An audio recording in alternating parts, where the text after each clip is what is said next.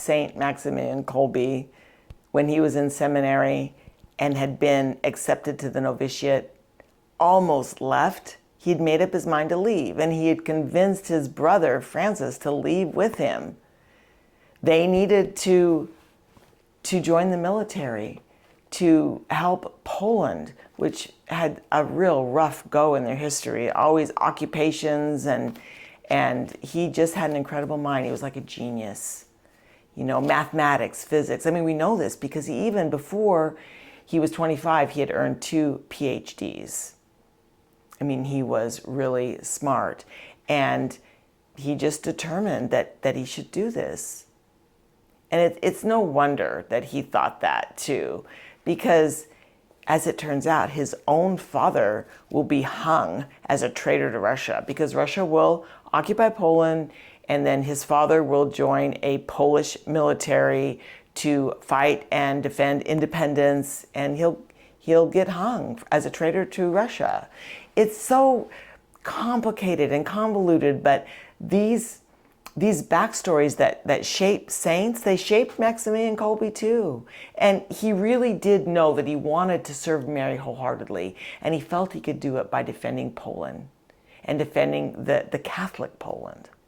Anyway, as the story goes, he and his brother Francis are sitting outside the door of Father Provincial to tell him that they are going to leave. And even though they've been accepted to the novitiate, that's not the road for them, no priesthood. And something very interesting happens. And I'm going to read his words. He wrote about this later in his life, and it's a little bit sweet and comical at the same time. How can I forget the moment when Francis and I, waiting for our appointment with Father Provincial to tell him we did not wish to enter the order, heard the bell ring in the reception room. At that very delicate moment, the God of Providence, in his infinite mercy and through the services of Mary Immaculate, sent me my mother. So his mother comes to the door, and we don't know what the conversation was between Mrs. Kolbe and her sons, but they did not keep their appointment with Father Provincial, and they did enter the novitiate, and Maximilian was put on the right road. And sometimes that's kind of the way it goes with discernment. We do our best, and we should do our best to discern prayer, seeking wise counsel, doing research, all the steps that are good for discernment, paying attention to the movement in our hearts, all of it. And we still might be off the mark a bit. He was off the mark quite a bit, but most of the saints were at some point or another. They hear something from God and they go at it, and we should too. We don't need to know every step of the way or the whole picture. We just need to do our part. And if we know the next step, take it. Or if we think we know the next step, take it in faith, because the Lord will help us if we've made a wrong move. Francis of Assisi did too. Think about it. The Lord tells him in a dream, rebuild my church. And so St. Francis, he starts building the church at San Damiano one stone at a time. And the Lord meant rebuild my whole church, be a paradigm shift for my church and bring her along. And, he's building the church, a little church, stone by stone.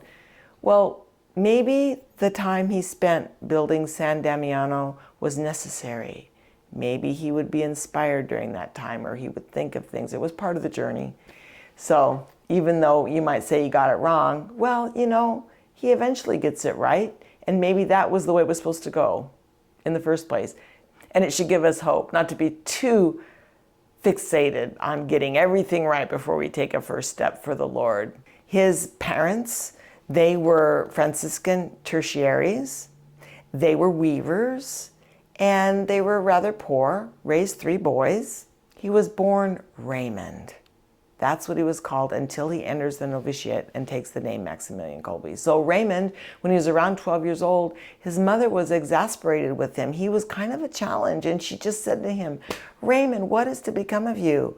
Most parents, if you've had very many children at all, will think that about your child. If you see something in them that's troublesome, what is going to become of them?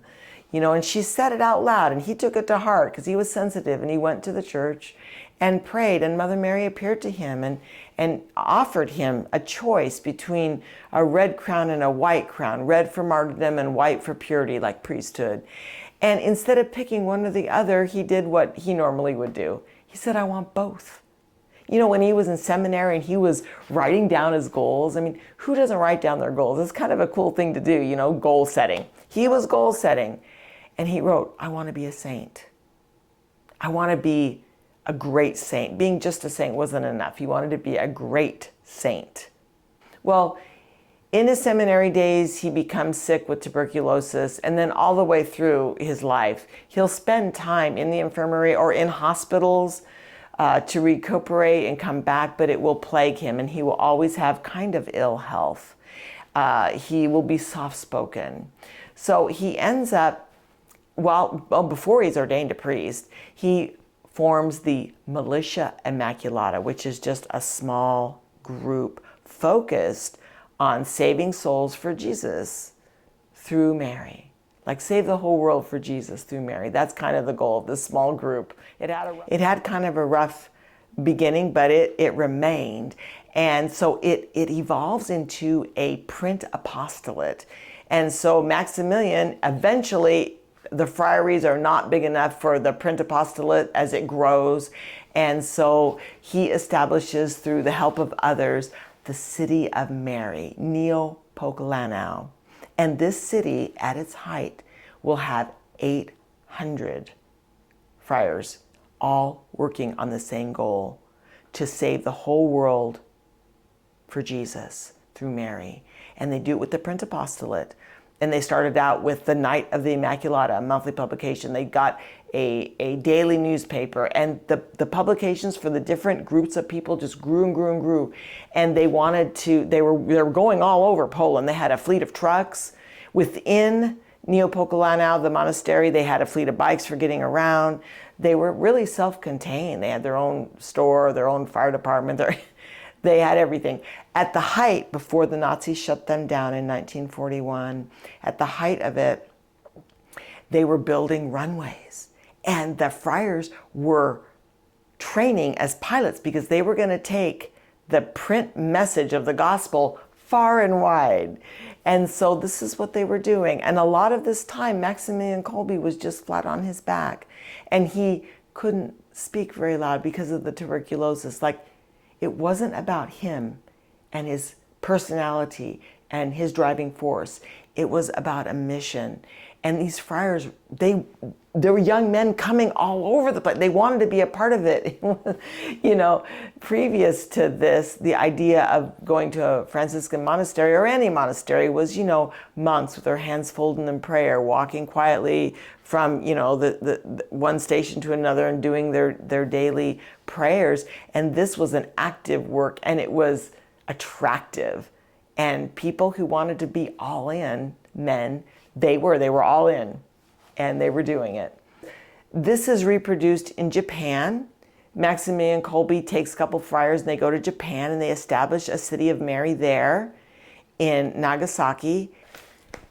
It was not damaged by the bombing in Nagasaki. It had a minor damage, just some windows blown out. None of the friars were hurt, and so of course in the aftermath they turned it into a orphanage and hospital, to take care of people. But he wasn't there then, of course. He was back in Poland, where he would end up being arrested and going to Auschwitz. But before he was sent to Auschwitz, he and his men, the Nazis had the mark on them. They didn't like the City of Mary, and they didn't like what Maximilian Kolbe was doing. And so he and the friars just worked harder and harder at it because they knew that Neopomuceno would be shut down. They knew it was inevitable, it was going to come, and that they needed to fortify the Polish people with words of hope and encouragement, so they could hold on to their Catholic identity and their faith. They could hold on their identity as for Poland during this horrific time in history. So they actually took in about 3,000 refugees.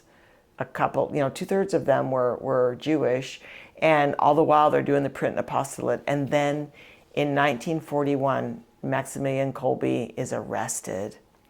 And before we get into that story, I just want to read to you an excerpt from The Night of the Immaculata, his last publication before he was arrested.